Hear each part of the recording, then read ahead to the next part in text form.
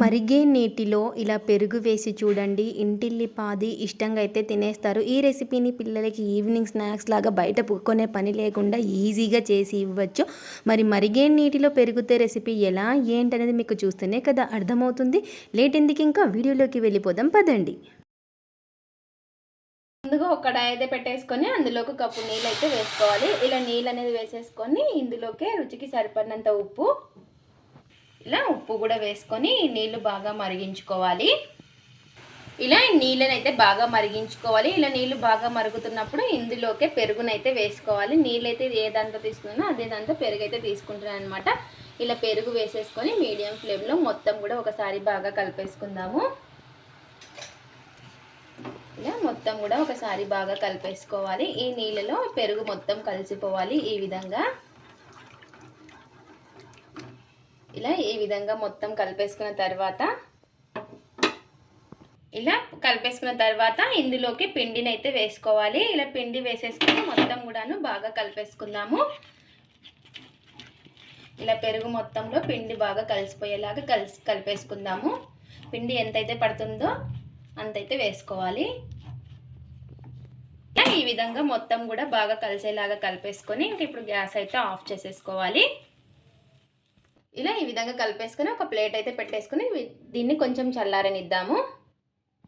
ఇప్పుడు ఒక కడాయి అయితే పెట్టేసుకొని అందులోకి కొంచెం నూనె అయితే వేసుకోవాలి. ఇలా కొద్దిగా నూనె వేసేసుకొని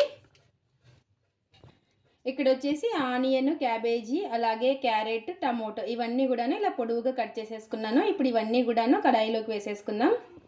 ఇలా ఇవన్నీ కూడాను కొంచెం ఆయిల్లో ఫ్రై చేసేసుకోవాలి. మరి ఎక్కువసేపు పెట్టుకోకూడదు, కొంచెంసేపు అంతే. ఇలా ఈ విధంగా అన్నీ కూడాను వేసేసుకొని క్యారెట్, క్యాబేజీ, టమోటా ముక్కలు అన్నీ కూడా వేసేసుకోవాలి.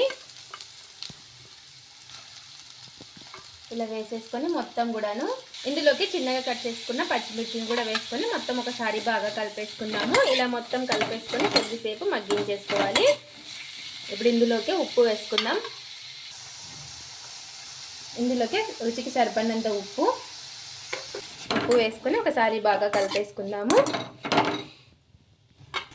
ఇలా ఈ విధంగా కొంచెం ఫ్రై అయిన తర్వాత ఇందులోకి రుచికి సరిపడినంత కారం అయితే వేసుకోవాలి. స్పైసీని బట్టి ఇలా ఈ విధంగా కొంచెం కారం, కొద్దిగా గరం మసాలా, పెప్పర్ పౌడర్ కూడా వేసుకుంటే చాలా బాగుంటుంది. పెప్పర్ పౌడర్ ఉంటే అది కూడా వేసేసుకోండి. ఇలా ఈ విధంగా మొత్తం కూడా బాగా కలిపేసుకుందాం. ఇలా ఈ విధంగా కొంచెం కొత్తిమీర కూడా వేసేసుకొని మొత్తం ఒకసారి బాగా కలిపేసుకుందాము. హై ఫ్లేమ్లో చేసేసుకోవాలి. ఇదంతా మరి ఎక్కువ మగ్గించుకోకూడదు. ఇలా ఈ విధంగా బాగా కలిపేసుకొని ఒక 2 నిమిషాలు మగ్గించుకోవాలి అంతే. ఇలా ఈ విధంగా బాగా కలిపేసుకొని ఇంకా ఆఫ్ చేసేసుకుందాము. ఇప్పుడు మిగతా ప్రాసెస్ అయితే చూసేద్దాం. ఇక్కడ వచ్చేసి పిండిని అయితే కలిపి పెట్టేసుకున్నాం కదా, ఒకసారి ఈ విధంగా చేతితో బాగా కలిపేసుకుందాము. ఇలా ఈ విధంగా సాఫ్ట్గా ఒకసారి కలిపేసుకొని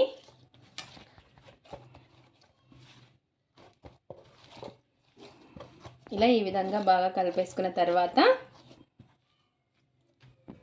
ఇలా ఈ విధంగా కొంచెం పైన పొడి పిండి వేసేసుకొని ఒకసారి ఈ విధంగా చేతితో బాగా ప్రెస్ చేసుకుంటూ కలిపేసుకోవాలి.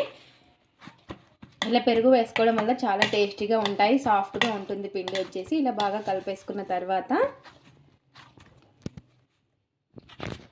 ఇలా ఈ విధంగా మొత్తం కూడాను సమానంగా చేసేసుకుందాము. ఇలా చేసేసుకొని ఇప్పుడు కట్ చేసేసుకుందాం చిన్న చిన్నగా. ఈ విధంగా ఇంకా మనకి ఎన్ని అవుతాయో అన్ని ఈ విధంగా ఇట్లా కట్ చేసేసుకోవాలి చిన్న చిన్నగా. ఇలా కొంచెం పొడి పిండి వేసేసుకొని కట్ చేసేసుకోవాలి. ఇలా ఇవన్నీ కూడాను తీసేసుకుందాము. ఇప్పుడు వీటన్నిటిని కూడా రౌండ్ చేసేసుకోవడమే.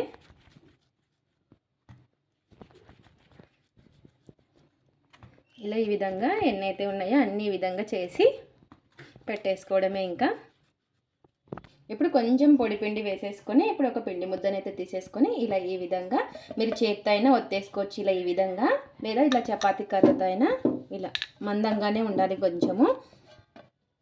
ఇలా ఈ విధంగా ఒత్తేసుకోవాలంతే. ఇలా ఈ విధంగా చేసుకున్నవి ప్లేట్లు అయితే పెట్టేసుకుందాం. ఇలా ఇంకెన్నైతే ఉన్నాయో అన్నీ ఇదే విధంగా ఒత్తేసుకోవడమే.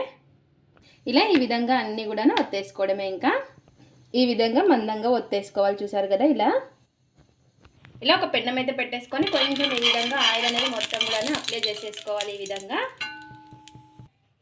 ఇలా ఇంకా అన్నీ కూడాను పెట్టేసుకుందాం. ఇప్పుడు ఇలా పెన్నం పైన మీడియం ఫ్లేమ్లో కాల్చుకోవాలి, హై ఫ్లేమ్లో పెట్టుకోకూడదు, మనకి పచ్చి పచ్చిగా ఉండిపోతాయి. ఇలా మనకి ఎన్ని అయితే పడతాయో అన్నీ పెట్టేసుకుందాము.